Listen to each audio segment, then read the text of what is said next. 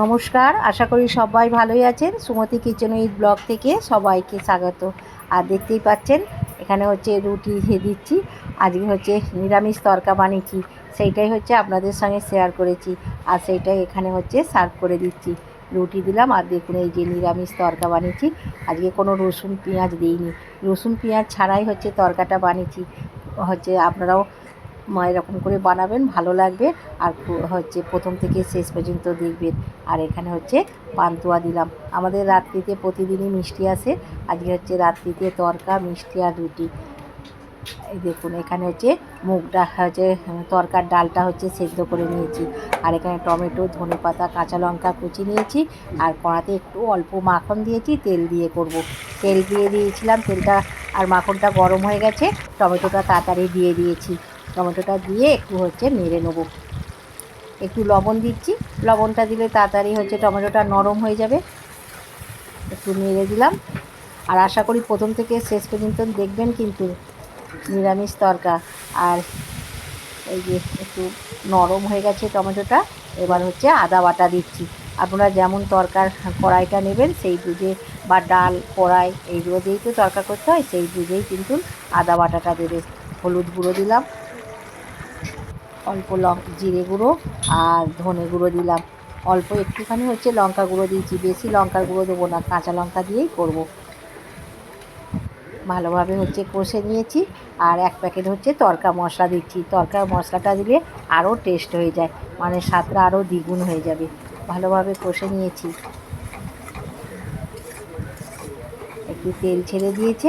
এবার হচ্ছে একটু কাঁচা লঙ্কা কুচি রেখেছিলাম, কাঁচা লঙ্কাটা দেবো। নিরামিষ তরকা একটু ঝাল হলে খেতে ভালো লাগে, তরকা একটু ঝাল ঝালই ভালো লাগে। আপনারা যেমন ঝাল খাবেন সেই বুঝেই কিন্তু লঙ্কাটা দেবেন। ভালোভাবে নেড়ে নিয়েছি।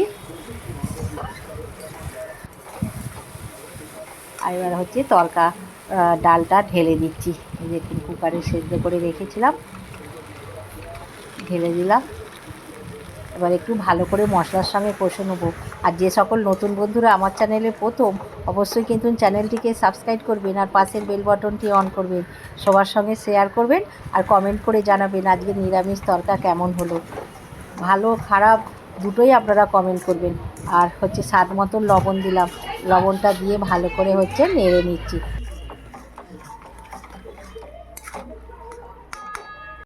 এবার একটু কসৌরি মেথিকে গুঁড়ো করে রেখেছিলাম, কসৌরি মেথি একটু দিলাম। তরকাতে একটু কসৌরি মেথি দিলে গন্ধটা আরও ভালো লাগে। কসৌরি মেথির গন্ধটা তো খুব সুন্দর, সেই জন্য একটু কসৌরি মেথি দিলাম। আপনাদের কাছে হাতের কাছে যদি কসৌরি মেথি থাকে তাহলে দেবেন, তাহলে তরকা মশলা দিয়েই করবেন। তরকা মশলা দিলে খুবই টেস্ট হয়। এবার হচ্ছে জল ঢেলে দিলাম। অনেকটাই তো ঘন আছে, একটু জল ঢেলে দিলাম। আপনারা ঘন পাতলা যেমন খাবেন সেই রকম বুঝেই আপনারা হচ্ছে জলটা দেবেন।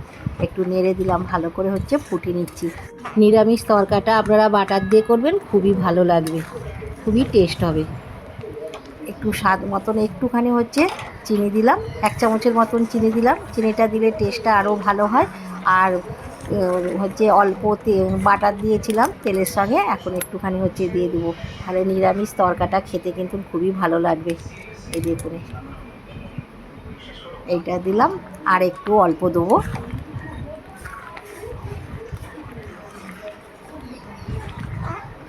আর একটু অল্প দিচ্ছি,